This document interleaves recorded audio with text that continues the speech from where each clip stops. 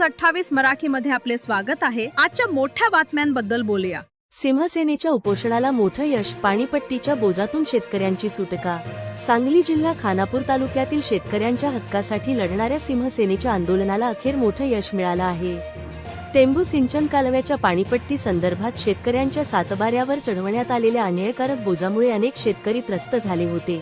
शेती करत असतानाच त्यांच्या नावावर अनावश्यक आर्थिक ओझं टाकलं गेल्याने संतापाची लाट उसळली होती। या पार्श्वभूमीवर सिंहसेनेच्या वतीने आक्रमक भूमिका घेतली होती। विटा शहरातील तहसील कार्यालयासमोर एप्रिल 14 ते 17 एप्रिल 2026 दरम्यान उपोषण करत प्रशासनाचे लक्ष वेधून घेतले। पत्रातील मुद्दे: सिंहसेनेच्या वतीने प्रशासनाला देण्यात आलेल्या पत्रामध्ये अत्यंत महत्त्वाचे आणि ठोस मुद्दे मांडण्यात आले होते। या पत्रामध्ये पाणीपट्टी आकारणीचे शासन निर्णय, त्या आकारणीमागील निकष, ठेकेदार व संबंधित कंपन्यांची भूमिका आणि सर्वात महत्त्वाचं म्हणजे शेतकऱ्यांवर टाकण्यात आलेल्या बोजाचा सविस्तर हिशोब मागवण्यात आला होता। तसेच शेतकऱ्यांच्या सातबाऱ्यावर पाणीपट्टी कशी आणि कोणत्या अधिकाराने चढवण्यात आली याबाबत स्पष्ट उत्तर देण्याची मागणी करण्यात आली होती। उपोषणाचा प्रभाव: 4 दिवस चाललेल्या या उपोषणामुळे प्रशासनावर मोठा दबाव निर्माण झाला आणि अखेर प्रशासनाला या प्रकरणाची गंभीर दखल घ्यावी लागली। याचाच परिणाम म्हणून आता प्रशासनाने महत्त्वपूर्ण निर्णय घेत कुरली, चिंचणी, मंगरुळ आणि बामणी या गावांतील शेतकऱ्यांच्या सातबाऱ्यावर चढवलेल्या पाणीपट्टीच्या बोजातून मुक्त करण्याबाबतचे पाटबंधारे अधिकाऱ्याकडून लेखी पत्र सिंहसेनेला देण्यात आले आहे। या आंदोलनावेळी वरील गावातील नागरिकांनी उघडपणे आंदोलनास पाठिंबा दिल्यामुळे त्यांच्या सातबारावरती चढवलेल्या बोजातून त्यांना काहीसा दिलासा मिळणार आहे। परंतु ज्या गावातील शेतकऱ्यांनी पाठिंबा दर्शवलेला नाही की आंदोलनाच्या ठिकाणी भेटही दिली नाही असलेल्या गावातील शेतकऱ्यांवरती पूजा जैसे थे आहे। यामुळे या शेतकऱ्यांना विचार करण्याची वेळ आलेली आहे। हा निर्णय शेतकऱ्यांसाठी मोठा दिलासा देणारा ठरला असून अनेक कुटुंबांवरील आर्थिक ताण कमी होणार आहे। हा विजय केवळ सिंहसेनेचा नसून हा विजय आहे त्या प्रत्येक शेतकऱ्याचा ज्याने अन्यायाविरोधात आवाज उठवला। या आंदोलनामुळे प्रशासनालाही स्पष्ट संदेश मिळाला आहे की शेतकऱ्यांवर अन्याय झाल्यास तीव्र आंदोलन उभारले जाईल। एकंदरीतच सिंहसेनेच्या सातत्यपूर्ण लढ्यामुळे शेतकऱ्यांना न्याय मिळाल्याचं चित्र पाहायला मिळत आहे। इंडिया न्यूज 28 दिलीप गायकवाड, पुणे विभाग प्रमुख। छत्रपती शिवराय यांना वंदन व भारतरत्न डॉक्टर बाबासाहेब आंबेडकर यांना वंदन। टेंभू उपसा सिंचन पाणीपट्टी नुकतीच शासनाने सर्व शेतकऱ्यांवरती 9,947 या दराने आकारली होती। गावोगावी त्यांनी ती नोटीस शेतकऱ्यांपर्यंत पोहोचवली होती। त्यामध्ये असलेली जी जुलमी पाणीपट्टी जी आहे ती शेतकऱ्यांना खरोखरच परवडणारी नव्हती। त्यामुळे सदर शेतकरी जे आहेत ते ज्यांना ती पाणीपट्टी खरोखरच भरायला परवडणार होती, त्यांच्या खिशात 1 रुपयाही उरला नसता जर ती खरोखर पाणीपट्टी भरावी लागली असती तर त्या गोष्टीसाठी सिंहसेनेकडे सर्व शेतकरी अपेक्षेने आले होते। त्या गोष्टीचा गांभीर्याने विचार करून आदरणीय सिंहसेना प्रमुख शिवसाहेब शिंदे यांनी या गोष्टीची दखल घेऊन दिनांक 13 एप्रिल 2026 पासून बेमुदत ठिय्या आंदोलनाला तहसील कार्यालयाच्या समोर बसले। या आंदोलनामध्ये सतत पाठपुरावा शासनाला म्हणा किंवा अधिकाऱ्यांची म्हणा चर्चा वगैरे सतत चालू होती व त्यांना स्पष्ट व्यवस्थित शेतकऱ्यांचे मुद्दे शिवसेने प्रमुख शिवसाहेब शिंदे यांनी मांडले। त्याबरोबर इतर शेतकऱ्यांची त्यांना साथ होती। त्यांनी प्रत्येकाने आपापले जी काय अडचण आहे शेतामध्ये पाणी मिळण्याच्या विषयी, पाणी न मिळण्याच्या विषयी, परत त्यांचा जो काही तो व्यवसाय ऊसाचा व्यवसाय करत होते त्याच्यामध्ये लागवडीमध्ये त्यांना जे काही खर्च होतोय तर 1,85,000 रुपये एकरी खर्च येतो आणि 1 लाख रुपये पण मिळत नाहीत।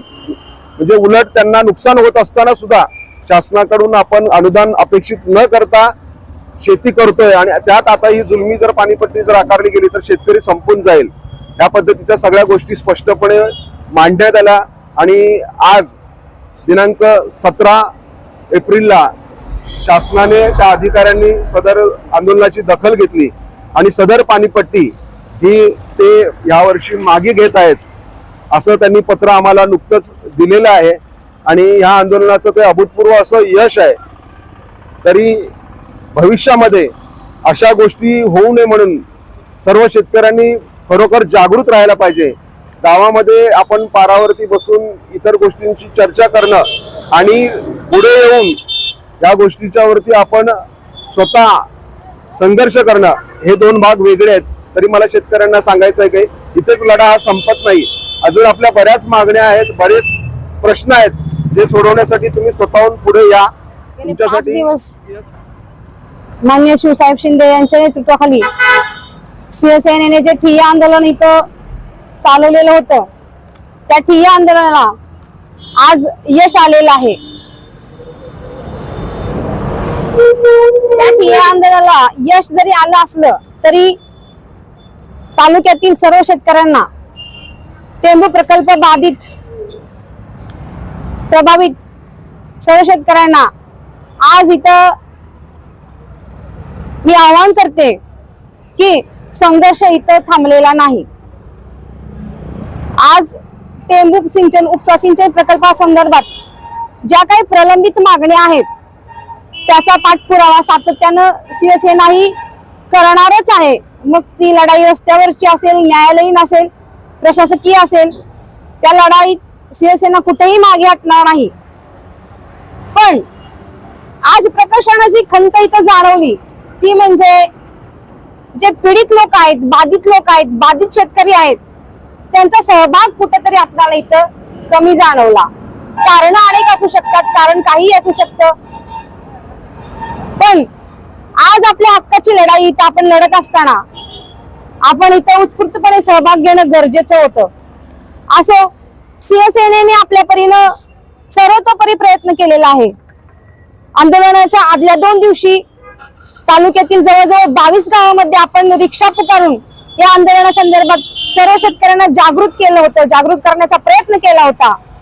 तरी सुद्धा शेतकरी मायबाप इथपर्यंत पोहोचण्यास कमी पडला. तरी सुद्धा शिवसेना आपला लढा थांबवणार नाही. आणि यातच अजून एक महत्वाची खंत अशी वाटली की आपल्या मतदारसंघाचे माननीय आमदार, मला ही खंत प्रकर्षाने सर्व शेतकऱ्यांच्या निदर्शनास आणून द्यावीशीच वाटते.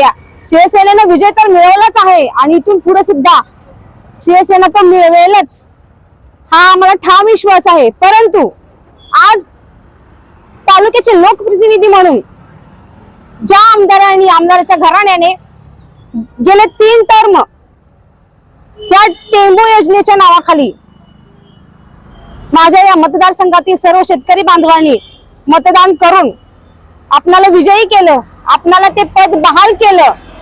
आणि तेच शेतकरी आज त्याच कारणासाठी टेंबू उपसा सिंचन जल प्रकल्पाच्या समस्येसाठी, त्यांना आलेल्या समस्येसाठी इथं आंदोलन करावं लागतं त्यांना. आणि आंदोलनास बसले असताना सुद्धा 14 एप्रिल रोजी आपण आंबेडकर जयंती निमित्त मिठाई वाटप केलं. असो, चांगलं काम आहे ते तुम्ही चांगलं काम केलं, परंतु त्या ठिकाणावरूनच कासराभर अंतरावर असणार ते ठिय्या आंदोलन तुमच्या नजरेस पडलं नाही, याची खंत वाटते. आज तुम्ही ज्या कारणासाठी